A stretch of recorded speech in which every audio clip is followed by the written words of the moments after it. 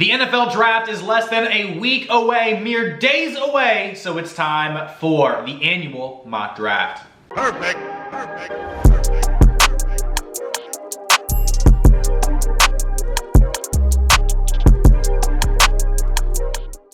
Before we get too far into things, subscribe to support the channel, and of course, get the bell on to know every single time I'm dropping a video. And with that, it's on to the content. So the NFL draft is mere days away. This video drops on a Friday, so we're actually just 6 days away from this year's NFL draft. The 2021 NFL draft has a number of big names associated with it. Guys like Trevor Lawrence, Jamar Chase, Devonta Smith, a number of franchise-changing players are gonna go in round one. This is gonna be a round one mock draft. There's going to be trades included. Obviously, no one's mock draft is going to be perfect. I don't expect perfection, but this is just the way that I see things possibly rolling out. The draft is as unpredictable as it gets. There's going to be reaches. There's going to be guys that go, well, way after they're probably supposed to, but it's the NFL draft. Teams are going to make some crazy off-the-wall selections as it is, so my NFL draft overall shouldn't be too crazy by comparison.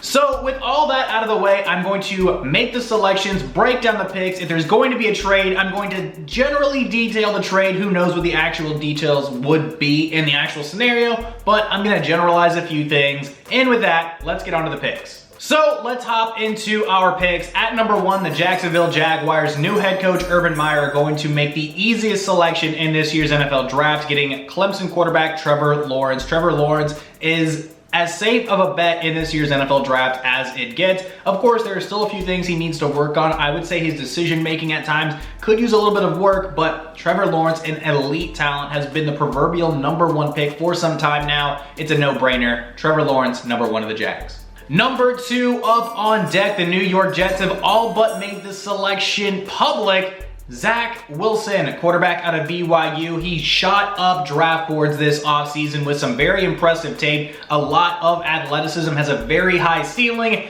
If the New York Jets don't do the typical New York Jets thing with quarterbacks, I can see this working out very well for them long term. Robert Saleh gonna have a nice addition at the quarterback position here. Just don't mess it up. Now, this is where things are gonna get really hairy. This is where things get pretty crazy on everybody's NFL draft board. The number 3 overall pick with the San Francisco 49ers, after they made a huge trade to move up. They're not making that kind of trade to get, Jamar Chase. They're going up there to get their quarterback of the future. And in this mock draft, I've got them taking Mac Jones, quarterback out of Alabama. I think Kyle Shanahan, according to reports, has really loved what he's seen out of Mac Jones, has done really, really well in this year's draft process. Seems to be pretty smart. Seems like they're gonna be able to do a lot with him pretty quickly. And Mac Jones shows tremendous accuracy, has a nice sense of pocket awareness. So I think Kyle Shanahan just really fell in love here and took Mac Jones at 3, making sure nobody else got their paws on it. So pick number 4, this is where the first trade in this year's NFL draft is going to happen, and I would not be shocked if the New England Patriots move up here in swaps with the Atlanta Falcons, sending a couple of first-round picks and probably a cornerback along the way. So the New England Patriots move up to number 4, Atlanta moves back to 15, and with that pick, the New England Patriots select Trey Lance, quarterback out of NDSU, a super versatile, very, very good decision maker out of North Dakota State University. Gonna be able to sit behind Cam Newton for a season, learn behind a former MVP. I think the Patriots are just gonna look to get a lot more versatile in their offense. Pick number 5, our second trade in this NFL mock draft. I have the Dallas Cowboys making a huge trade with the Cincinnati Bengals to move up and get tight end out of Florida, Kyle Pitts. I think Jerry Jones is in love with this tight end. Super versatile, super athletic, was one of the more complete players coming out of college. Like Trevor Lawrence, I think he's a pretty safe bet as far as production, as far as performance at the NFL level. Jerry Jones goes up, gets his guy, Kyle Pitts, and the Cincinnati Bengals are gonna move back and still have a shot at some very good talent, especially along the offensive line. At pick number 6, the Miami Dolphins taking wide receiver Ja'Marr Chase out of LSU. Gonna give Tua Tagovailoa another magnificent weapon, along with additions in Will Fuller. And then on the other side of that receiving core, you've still got Devontae Parker, a nice trio of wide receivers. I don't think you can miss with Ja'Marr Chase. Number 7, the Detroit Lions and new head coach Dan Campbell, a big defensive guy, goes out and gets Micah Parsons, linebacker out of Penn State. Super athlete out of the linebacker position. To me, he looks like a future All-Pro Pro Bowler. I don't think you can miss on Micah Parsons here. The Detroit Lions go defense in round 1, getting probably the best defensive talent in this year's NFL draft. Number 8, the Carolina Panthers taking offensive tackle Penei Sewell out of Oregon. A super ferocious run blocker with some solid pass protection, weapons. I think Penei Sewell is going to be a nice blindside blocker for Carolina for likely the next decade. You got Sam Darnold back there, Teddy Bridgewater possibly. They're going to be competing for that starting quarterback position, but one thing you're not going to have to worry about with Penei Sewell is the left side of the offensive line. I think, heck, he's talented enough you can move him inside to guard and just let him eat up interior defensive linemen as well. He's going to be great in the running game. He could use a little bit of work as far as his footwork in the pass protection, but very coachable player. I like this pick for Carolina. Number 9, the Denver Broncos looking for their quarterback of the future, and one just falls right in their laps. Justin Fields out of Ohio State University. A very versatile quarterback, very similar to Trey Lance, but he played at a little bit of a higher level at Ohio State, even leading his team to a national championship. So Justin Fields has a lot of accomplishments. What I'd like to see out of him at the NFL, getting some coaching as far as that decision making, but Justin Fields has a ton of great tools in his tool belt. I think he's gonna succeed if he's coached up very well. I like this pick for the Denver Broncos. Get him to compete with Drew Lock for that starting quarterback position, because Broncos fans know full and well they are just a quarterback away from being contenders. So, back to pick number 10 with the Cincinnati Bengals. The Bengals go out and get Rashaan Slater, the offensive tackle out of Northwestern. Rashaan Slater looks like an absolute beast on the offensive line. His career highlight at Northwestern was completely shutting down Chase Young out of Ohio State University last season as a junior. Rashaan Slater is going to be another decade tackle at the left tackle position. I think they make a great decision here to protect Joe Burrow's blindside. Now, moving on to picks 11 through 32. Might go a little bit faster here, so the pace is going to be picked up just a little bit. At pick 11, I have another trade. The Arizona Cardinals and the New York Giants making a big swap. Arizona is going to move up to get their cornerback to replace Patrick Peterson, Jaycee Horn out of South Carolina. And then at pick number 12, the Philadelphia Eagles are going to get Jalen Hurts, a wide receiver. They're going to go get Jalen Waddle, the wide receiver out of Alabama. Incredibly fast wide receiver, is going to play very well across from Jalen Reagor, last year's first round selection. So Jalen Hurts gets himself a nice shiny new toy in Jalen Waddle at pick 12. Number 13, the Los Angeles Chargers. The offensive line last year was abysmal. They tried to work on it this year in free agency, and I don't think they stop here. They're going to get the best available tackle on the board. They're going to get Christian Darrisaw, the tackle out of Virginia Tech. Big body that knows how to move. At pick number 14, the Minnesota Vikings going to go defensive here, trying to reestablish some strong pass rush. Opposite of Danielle Hunter, I think they're going to get Kwity Paye out of Michigan. Rolling around to pick 15 with the Atlanta Falcons. The Falcons with their first selection after getting a corner from the New England Patriots in that trade up to pick 4 are going to continue to work in that secondary that was pretty exposed a lot of last season. They're going to get Trevon Moehrig, the safety out of TCU. Really strong playmaker, knows how to play coverage, can play the ball very well in space, and make some great hits in the backfield. The best safety in this year's NFL draft, continuing to solidify that secondary. Pick 16, the New York Giants post-trade with the Arizona Cardinals, and at pick 16, the G-Men are taking Elijah Vera Tucker, the tackle out of USC. The Giants really just need help along the offensive line, and they go out there and they get their man. Number 17, the Las Vegas Raiders make their selection at cornerback, getting Patrick Surtain, who seemingly just falls right into their lap, continuing to shore up that secondary after last year's first-round selection in Damon Arnett looks to have a somewhat promising future, as well as their offensive side with Henry Ruggs looking pretty fast. At pick number 18, the Miami Dolphins, once again on the board, are going to go offensive once again, and I think they're going to take tackle Tevin Jenkins, who only allowed 3 sacks in his 3 years starting for the Oklahoma State Cowboys. Go Pokes. At pick number 19, the Washington football team is going to continue to add to that front seven, that defensive nightmare that includes a scary defensive line. They're going to get Jeremiah Owusu-Koramoah, the linebacker out of Notre Dame, plays all over the field, incredibly fast. I think he's going to just be a great addition to an already intimidating front seven.